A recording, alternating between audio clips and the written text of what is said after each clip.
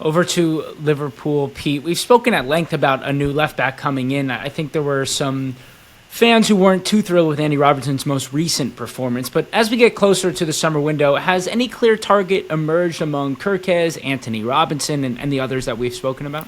Yeah, I think there's maybe a bit of a preference for Milos Kerkez if Liverpool are to bring in a new left back in the summer. Obviously, Kerkez has had a very impressive season for Bournemouth, helping them reach the quarterfinals of the FA Cup and chasing a European place in the league as well. Look, Andy Robertson's been the club's first choice left back for a number of years, been a great servant, but he has seen his performances come under scrutiny this season. We've probably seen more of Simicast than we have in previous seasons as well, but he's just mainly a backup to Robertson. So if Liverpool are looking to strengthen a left back, I think Kerkez probably ticks a lot of boxes for what they're looking at. He's got pace, he's got good technical ability, and good getting forward as well. He's got a few assists for Bournemouth this season as well. He's now Premier League proven. This is now his second season in the Premier League, having signed from AZ Alkmaar the previous summer of July 2023, I think. And obviously the other caveat in this one is that the Liverpool sporting director, talking of sporting directors, Richard Hughes was the man who signed Kerkez during his time at Bournemouth, so he will know all about the player. He will be obviously a big admirer of the Hungarian as well, having previously signed him. So I think Kerkez himself, he has attracted interest of a number of top clubs. There was talk of Manchester United and Real Madrid as well, but I think the chance to maybe move to Liverpool, link up with his Hungarian teammate Dominic Soboslai as well, would be very appealing to Kerkez. So we know Bournemouth have in the past sold their best players for big profits, and I think it could be a similar story with Kerkez. They signed him for 15.5 million from AZ Alkmaar. I think probably they'd be looking to at least double, maybe treble that by selling Kerkez. So I think probably £40 million plus for Kerkez, I think would probably be suitable for both clubs. Bournemouth get a big profit on the transfer fee, and Liverpool get a top young player who I think is only going to get better, and he would be a long-term solution to any issues that they've got at left back as well. So I think this one's probably moving along nicely, and I think there's a willingness probably from Kerkez to make that move to be playing Champions League football and playing at the highest level, and obviously Bournemouth then get a huge fee for the player as well. So I think probably right now Kerkez is ahead of Anthony Robinson for Liverpool's top left back targets due to age and sort of reliability as well. Robinson's been great for Fulham, but he is 27 now, so I think Kerkez probably would be the preferred choice of the Liverpool recruitment team. You're on mute, Paul.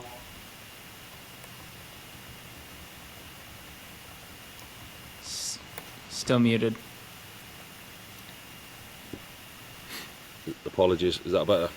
Yeah, you're good now. Sorry, somebody was trying to get in the studio that I'm sat in at the moment. I think the only thing I say that could hamper the Kerkez deal is if Bournemouth get European football, which have got a very outside chance of it this season, and Bournemouth actually then say, no, we're going to keep hold of him for a year. But even then, we've seen in the past that Bournemouth sell. You know, you look at the likes of Solanke and you look at the likes of others.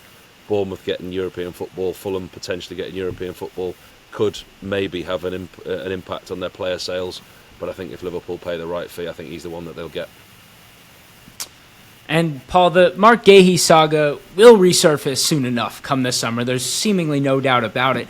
Would you consider Liverpool maybe the favourite to land him? I'm not necessarily the favourite, but I think he's a good fit for him. And you're absolutely right, it's going to surface again this summer. Palace aren't going to allow him to leave on a free. So this is the summer where they're going to cash in and get the money for him. I mean, it was 18 months left in January, 12 months left at the end of the season. The fee will it slightly have dropped? Yeah. Potentially not, because you're going to have a bidding war. So it depends on the bidders coming to the table.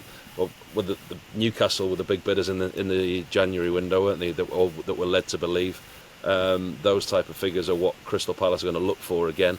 They won't necessarily get that because he's only got 12 months left, and I think it's going to be a deal where, listen, Mark Gahey's done right by Crystal Palace and Crystal Palace have done right by Mark Gahey. This will be the summer where they both sit down and go, okay, let's make this deal happen and make the deal that's best for everybody. And it depends where he wants to go, not just in the Premier League. I think he's a quality, talented young player who will have the pick of a lot of clubs, but the only thing that will stop him having a pick of a lot of clubs is the transfer fee that Crystal Palace are going to want for him. There's going to be, Steve Parish has already proven that he's going to drive a hard bargain with him. He did it in January. He's going to do it again in the summer. Liverpool, Newcastle, all clubs will want him. but it's just who can stomach the fee and who can weave it into their way that they're doing their transfers with FFP and PSR again. I think Liverpool at the moment, with the lack of recruitment that they've had in the last 2 windows, they're probably at the front of the queue because they've got the wiggle room to bring players in. And Pete, Liverpool are pushing to sign Georgian young star Saba Karebashvili, who Real Madrid and Barcelona are circling as well. Very, very young left back, but could he be maybe they go for an Anthony, and then this is kind of a longer term replacement for Andy Robertson, or this is too far in the future? Yeah, I think it's probably a bit too far in the future. He's obviously a young player that Liverpool scouts have been keeping tabs on. As you said, he's obviously doing something right if he's got Liverpool, Real Madrid and Barcelona all linked with him, so he's obviously a very talented youngster. As you said, still only 16, but he's been playing for the Dinamo Tbilisi first team, so he's obviously a player with huge potential. Look, clubs are now looking at players at such a young age now. They need to steal a march on their rivals by trying to sign them as early as possible, because there'll be such intense competition for these players the older they get. So it's just a matter of Liverpool probably doing their homework on some of the best young talent that's emerging from Europe, and obviously Karebashvili is a talented young player. He wouldn't be one for the here and now. If he was to come to Anfield in the summer, it's probably one that the club would look to develop and look to sort of bring him into the first team over the next couple of seasons as well. But yeah, there's no doubt he's a top young player, but I just think he'd be a signing for the future rather than for now. And Paul, we spoke about Manchester City being interested in Rafael Leao, but could Liverpool potentially see him as a marquee signing to replace Mo Salah should he leave this summer? Yeah, Liverpool are going to listen. They've got a lot on Liverpool. It depends who leaves the club.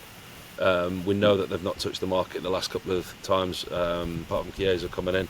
You look at the options that he's going to have. There's a lot of ifs and buts at Liverpool. It's very difficult to sit here and say, look, this is what they need, this is what they're going to do, this is what they're potentially going to look at, because the forward line comes under scrutiny.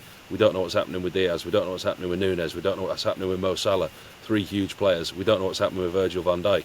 We're almost certain that Trent's going to Real Madrid. That's almost, the worst unkept secret in football. That one was looking like it's done.